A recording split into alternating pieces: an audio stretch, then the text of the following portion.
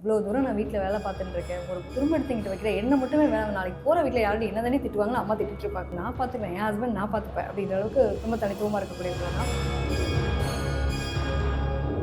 எப்பவுமே வீட்டில் வந்து ரொம்ப செல்லமாக வளருவாங்கன்னாங்க இல்லையா? செல்லமாகவும் பொறுப்பாகவும், அதாவது நான் பொறுப்பை கொடுக்குறேன்னே தெரியாமல் பொறுப்போடு வளரக்கூடிய பிள்ளை. கிட்டத்தட்ட இவங்கெல்லாம் பார்த்தீங்கன்னா வீட்டிலனா நான் எல்லாரையும் அரட்டிக்கிட்டு நான் எப்படி இருந்தேன், வேலை வாங்கிட்டே இருப்பேன். நான்லாம் ரொம்ப லேசியாக இருப்பேன். ஆனால் உன்னை கல்யாணம் பண்ணிட்டு வந்துட்டு நான் இவ்வளோ வந்து எனக்கு பொறுப்பு அதிகமாக இருக்குது, நான் தூக்கி சுமக்கிறேன், நான் இந்த டைமுக்கு ஒர்க் பண்ணணும் அப்படின்ற மாதிரி ரொம்ப லேசியாக இருந்தவங்க ரொம்ப சுறுசுறுப்பாக மாறிடுவாங்க. ஆஃப்டர் மேரேஜ் பார்த்தீங்க அப்படின்னா ரொம்ப நான் ஒன்றும் வேணும்னா இந்த பிள்ளைகிட்ட கேட்காம நாங்கள் செய்ய முடியாது. எவ்வளோ பணம் கொடுக்கணும், என் ஒய்ஃப் கொடுப்பாங்க, நீங்கள் பார்த்து வாங்கி அப்படின்ற அளவுக்கு துலாம் ராசியை பொறுத்த வரைக்கும் அவங்களுடைய அந்த பொறுப்புகள், பணம், பொருளாதாரம் சார்ந்த விஷயம் எல்லாமே வந்து பொறுப்படுத்தக்கூடிய நிலை இருக்குது.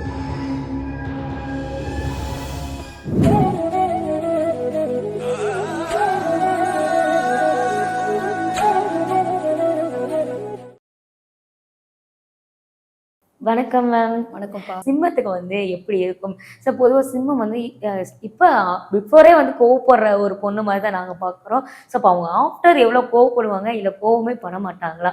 எப்படி இருக்கும் அவங்களுக்கு ஆஃப்டர்? சிம்ம ராசி எடுத்துட்டோம் அப்படின்னா அதில் பிறக்க பெண் பிள்ளைகள் எப்படி இருப்பாங்கன்னா தனித்துவமாக இருப்பாங்க. இந்த 10ஓட 11 வாழ்க்கை கிடையாது, ரொம்ப தனித்துவமாக இருக்கும். எங்கள் வீட்டில் என்ன சொல்லுவாங்க, எனக்கு என் பையனாக பிறக்க வேண்டியது பெண்ணாக பிறந்துச்சுப்பா, என்ன ரொம்ப கேர் எடுத்து பார்த்துக்குது என் பொண்ணு, அப்பா கவனம் இருப்பா, என்ன அரட்டுது அந்த பிள்ளை, நான் எல்லாத்தையும் ஆட்டிகிட்டு இருக்கேன் வெளியில், வீட்டில் வந்து பார்த்தா என் பொண்ணு என்ன ஆட்டிகிட்டு இருக்கா அந்த மாதிரி. ஸோ வீட்டில் வந்து ஒரு ஆணுக்கு நிகரான ஒரு பெண்ணா, ஒரு தனித்துவமாக இருக்கக்கூடிய ஒரு பெண்ணாக இருப்பாள். அதிகாரம் பண்ணி இவள் உட்காந்துக்கிறா, எல்லாரையும் வேலை வாங்குறா, ஒரு வேலை செய்யறா பாரு அப்படின்னு மிரட்டிட்டு எல்லாத்தையும் நல்லா வேலை வாங்கணும். அதெல்லாம் எந்த பிரச்சனையுமே இல்லை. சூப்பராக எல்லாத்தையும் வேலை வாங்குறது, அரட்டுறது, நிர்வாகத்திறன் சூப்பராக இருக்கும். எப்போனா பிஃபோர் மேரேஜாகவே பார்த்தீங்க அப்படின்னா யார் என்ன பண்ணணும், ஏது பண்ணணும், நீ இந்த வேலையை பண்ணு, அந்த வேலையை பண்ணு, எல்லாத்துக்கும் வேலை கொடுப்பாங்க. ஆனால் உட்காந்த இடத்துல அவங்க எல்லாரையும் வேலை கொடுப்பாங்க, இவங்களை யாரும் வேலை வாங்கும், வேலை செய்ய மாட்டாங்கன்ற மாதிரி. பட் கரெக்டாக இருப்பாங்கன்னு வச்சுக்கோங்களேன், நேர்மையாக உண்மையாக கரெக்டாக இருப்பாங்க. பட் என்னன்னா அந்த அப்பாவுக்குலாம் வந்து என் பொண்ணை பற்றி எனக்கு கவலை இல்லைங்க, என் பொண்ணு எப்படின்னா போச்சுப்பா அப்படின்ற அளவுக்கு அந்த தைரியத்தை வந்து கொடுத்துருவாங்க.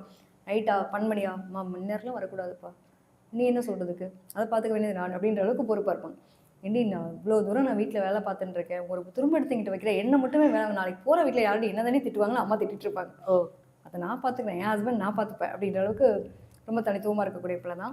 எப்பவுமே வீட்டில் வந்து ரொம்ப செல்லமாக வளருவாங்கன்னாங்க இல்லையா? செல்லமாகவும் பொறுப்பாகவும், அதாவது நான் பொறுப்பை கொடுக்குறேன்னே தெரியாமல் பொறுப்போடு வளரக்கூடிய பிள்ளைகள். கிட்டத்தட்ட இவங்கெல்லாம் பார்த்தீங்கன்னா பொறுப்பாகவும் இருப்பாங்க, ஒரு நல்ல ஒரு நிர்வாகத்திறன் சூப்பராக இருக்கும். சூப்பர். அடுத்து பார்த்தீங்க அப்படின்னா இந்த பிள்ளைக்கு இவ்வளோ திறமை இருக்குன்றத ரெண்டாவது பார்த்தீங்கன்னா இவங்க ஆஃப்டர் மேரேஜ், நீ என்னப்பா இதெல்லாம் பண்ணணும் அவசியம் இல்லை, நீ பார்த்துக்கோ, நீ வீட்டில் மட்டும் மெயின்டைன் பண்ண, நீ வெளியிலலாம் வந்து எதுவும் பண்ண வேணாம், டென்ஷன் ஆகிடுவா பார்ப்போம். கண்டிப்பாக. ஏன்னா எனக்கு இவ்வளோ திறமை இருக்குது, நான் உனக்காக என் லைஃப்பை ஸ்பாயில் பண்ணுறதா அப்படின்னு.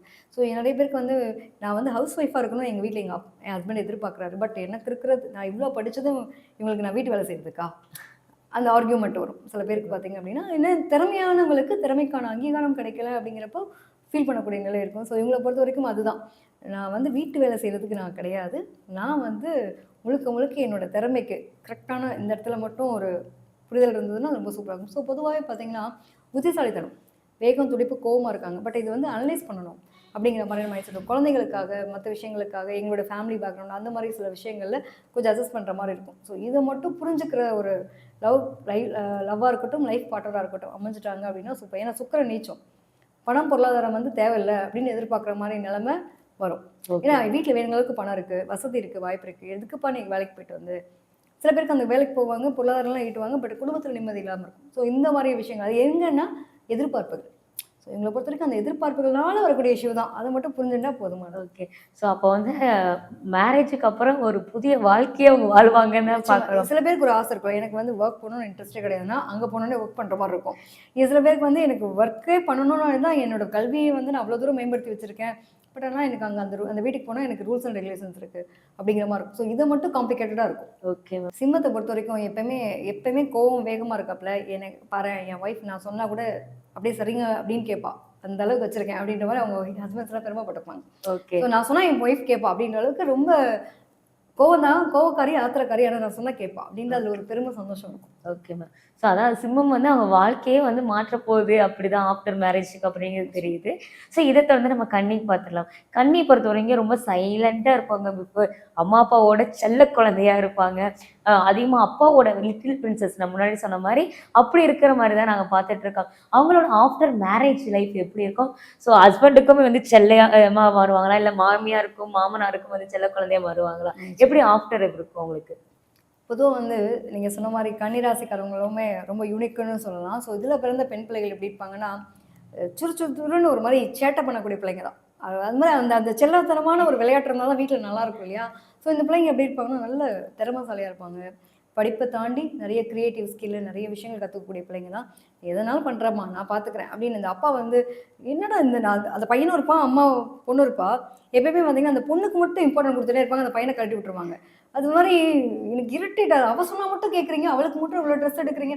ஒவ்வொன்றையும் சண்டை போட்டி இந்த மாதிரி விஷயங்கள் நிறைய பேருக்கு நடக்கும் இல்லையா? இந்த கன்னியை பொறுத்த வரைக்கும் எப்படின்னாங்க, எனக்கு இந்த பொண்ணுக்கு அவ்வளோ இம்பார்ட்டன்ட் அந்த வீட்டில். குழந்தைத்தனமாக இருந்தாலும் சரி, செல்லமாக இருந்தாலும் சரி, படிக்கணுமா படிச்சுக்கோ, வேலை பார்க்கணுமா படிச்சுக்கோ. என்ன வேணுமோ செஞ்சுக்கோ. அந்த சுதந்திரம் அப்படின்றத அதிகமாக கொடுக்கக்கூடிய நிலை இருக்கும்.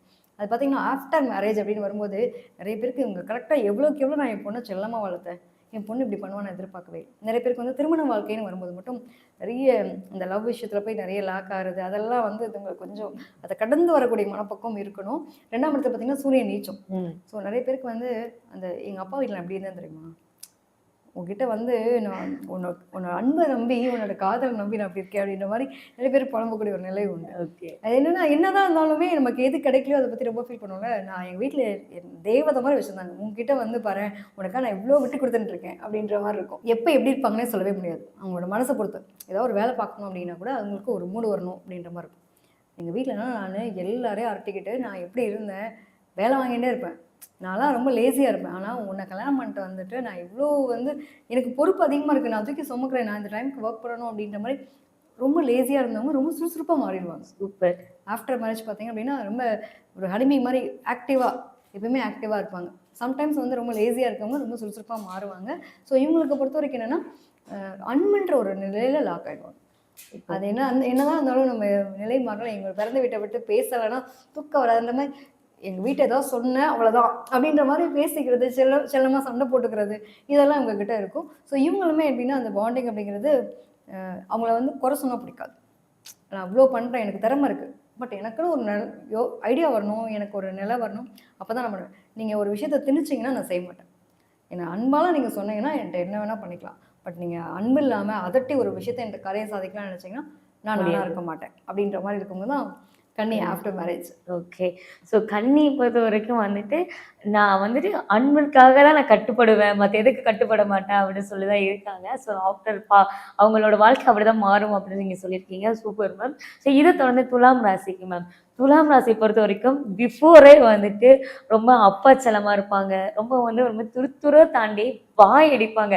நான் பண்ணுறதா நான் செய்கிறதா எல்லாம் நான் பண்ணுறதா கரெக்ட் அப்படின்னு இருப்பாங்கல்ல. ஸோ அப்போ அவங்களுக்கு ஆஃப்டர் வந்து எப்படி இருக்கும்? இதே மாதிரி தான் இருப்பாங்களா? அவங்க வந்துட்டு அதோட நீ பிஃபோர் வந்து நல்லா வாய் அடிச்சிருக்க, ஆஃப்டர் அவ்வளோதான் நீ சைலண்டாக இருக்கணும் அப்படின்னு மாறுமா? துலாம் ராசி எடுத்துட்டோம் அப்படின்னா அதில் பிறந்த பெண் பிள்ளைகள் எப்படின்னாங்க சுக்கிரன் அதிபதி, பார்க்கறதுக்கே ரொம்ப அழகாக இருப்பாங்க, வசீகரமாக இருப்பாங்க. இவங்கள பார்த்து ஈர்க்கப்படாத ஆள் இருக்கவே முடியாது. அப்படி இருக்க பிள்ளைங்க தான் அது. வீட்டில் இருக்க பிள்ளைங்களா இருக்காங்க, அதுவும் அம்மா அப்பாவுக்கு எப்படி செல்லமாக இருப்பாங்க. சூரியன் நீச்சம். நிறைய பேருக்கு வந்து அப்பா கூட பயணிக்கிறது பிரச்சனை இருக்கும், அப்பா கூட கருத்து வேறுபாடு வரும். சில பேருக்கு அப்பா ரொம்ப பாண்டிங்காக இருக்கும், பட் ஆனால் அட்டாச்மெண்ட்டு ரொம்ப பிடிக்கும், பட் பேசிக்க கூட மாட்டாங்க. அந்த உள்ளுக்குள்ளேயே அந்த பாசம் இருக்கும். அப்படி இருக்க பிள்ளைங்களாக இருப்பாங்க. பட் எப்பயுமே வந்து இந்த நியாயம், நீதி, நேர்மைன்னு இருக்கக்கூடிய பிள்ளைங்க தான் அவங்கள பொறுத்த வரைக்கும். எப்படி பிஃபோர் மேரேஜ் எப்படின்னா ரொம்ப ரொம்ப ரொம்ப குழந்தைத்தனம், ரொம்ப ரொம்ப குழந்தைத்தனமாக ஜாலியாக எல்லாரையும் நம்புவாங்க, எல்லாருக்கும் எல்லாமே விட்டு கொடுப்பாங்க, செய்வாங்க, எல்லாம் பண்ணுவாங்க. இந்த ஆஃப்டர் மேரேஜ் பார்த்தீங்க அப்படின்னா என் லைஃப்பில் இப்படிலாம் இருக்குமா அப்படின்னு கூட எனக்கு எதுவும் தெரியாது. நான் ரொம்ப இன்னசென்ட்டாக வளர்ந்துட்டேன். பட் ஆஃப்டர் மேரேஜ் பார்த்தீங்கன்னா எனக்கு எல்லா பொறுப்பையும் நான் தூக்கி சுமக்கிறேன். எனக்கு எனக்கு வந்து ரொம்ப ரொம்ப பெரிய பொறுப்புகள் அனைத்தும் எனக்கு இருக்குது அப்படிங்கிற மாதிரி இருக்கும். இதில் என்ன ஒரு ஹைலைட்டுனா கரெக்டான பார்ட்னர் மட்டும் சூஸ் பண்ணுறான்னு வச்சுக்கோங்களேன், லைஃப் அமைஞ்சிடும். நான் வந்து இப்போ வரைக்கும் நான் வந்து நேர்மையாக கோவம்லாம் இருக்கும், பயங்கரமாக கோவப்படுவேன். ஆனால் அந்த கோவம் நியாயமான கோவமாக இருக்கும். என்னோடய கோவத்தில் எங்கேயுமே பொய் இருக்காது. அதை நிரூபிக்கிறதுக்கு ரொம்ப பாடுபடுவாங்க. ஸோ ஆஃப்டர் மேரேஜ் பார்த்தீங்க அப்படின்னா மாமனார் மாமியாராக இருக்கட்டும், மற்ற உறவுகளாக இருக்கட்டும், யார் புரிஞ்சுக்கலாம் பரவாயில்ல, நீ புரிஞ்சுக்கல உனக்கு நான் கரெக்டாக இருக்கேன்ல அப்படின்னு ஹஸ்பண்டை வந்து அழகாக கொண்டு போகக்கூடிய ஒரு நிலை இருக்கும். அவங்களுக்கும் அப்படின்னா என் ஒய்ஃப் வந்து இன்னைக்கு நான் வாழ்க்கையில் நான் யாருன்னு அடையாளம் தெரியாமல் இருந்தேன், என் ஒய்ஃப் வந்ததுக்கப்புறம் என்னோட அடையாளம் ரொம்ப அழகா மாறுச்சு அப்படின்ட்டு. ஸோ இவங்க என்னன்னா ரொம்ப ரொம்ப வெறும் மண்ணு தான், கல்யாணத்துக்கு முன்னாடி வரைக்கும் வெறும் மண்ணு. அந்த கல்யாணத்துக்கு அப்புறம் பார்த்தீங்க அப்படின்னா அது என்ன ரூபத்தில் நீங்கள் வடிவமைக்கிறீங்களோ அந்த வடிவமாக இருப்பாங்க அந்த பெண். Okay ma'am. சூப்பர்ல. Super ma'am. நிச்சயமா அந்த அளவுக்கு என்னன்னா அவங்களுக்கு இருக்கிற திறமையை அழகாக வெளியில் எடுத்து வரக்கூடிய ஒரு நல்ல பார்ட்னர் அமைஞ்சிட்டாங்க அப்படின்னா சூப்பராக இருக்கும். ஆனால் உறவுகளை ஃபுல்லாக ஹாப்பி பண்ண முடியாது. ஆனால் இவங்க அளவுக்கு எங்களோட வாழ்க்கையில் நிம்மதி அப்படிங்கிறத இவங்களுக்கு இருக்கிற திறமை வந்து எப்போ வெளியில் வரும் அப்படின்னா ஆஃப்டர் மேரேஜ் தான் வரும். அவங்களுக்கு இருக்கிற திறமை வெளியில் தெரியாமே வீட்டில் வச்சு வச்சு வளர்த்துருப்பாங்க. அதுக்கப்புறம் என் பொண்ணா இது எங்கள் பக்கத்தில் இருக்க கடைக்கு கூட என் பொண்ணுக்கு போக தெரியாதுன்னு சொல்லிட்டு அவங்க அப்பா வளர்த்துருப்பாரு. அந்த குடும்பத்தில் அத்தனையுமே இந்த பிள்ளை தான் பார்க்கும். அந்த அளவுக்கு பொறுப்புகள் அனைத்தும். நான் ஒன்றும் வேணும்னா இந்த பிள்ளைகிட்ட கேட்காம நாங்கள் செய்ய முடியாது. எவ்வளோ பணம் கொடுக்கணும், என் ஒய்ஃப் கொடுப்பாங்க, நீங்கள் பார்த்து வாங்கிக்கோங்க அப்படின்ற அளவுக்கு துலாம் ராசியை பொறுத்த வரைக்கும் அவங்களுடைய அந்த பொறுப்புகள், பணம், பொருளாதாரம் சார்ந்த விஷயம் எல்லாமே வந்து பொறுப்படுத்தக்கூடிய நிலை. ஓகே. ஸோ துலாமை பொறுத்த வரைக்கும் தன்னோட வாழ்க்கையும் சிறப்பாக அமையும், அவங்களோட கணவரோட வாழ்க்கையும் வந்து சிறப்பாக போகும். நிச்சயமா இவங்கெல்லாம் வந்து பார்த்தீங்கன்னா ஆஃப்டர் மேரேஜ் தான் படிப்பாங்க. ஆஃப்டர் மேரேஜ் தான் இவங்களுக்கு இருக்க திறமையை எடுத்துகிட்டு வரதுக்கு முயற்சி எடுப்பாங்க. அது குழந்தை பிறந்ததுக்கப்புறம்லாம் இவங்க ரொம்ப தனித்துவமாக தெரியறதுக்கான சூழ்நிலை அமையும். Super ma'am.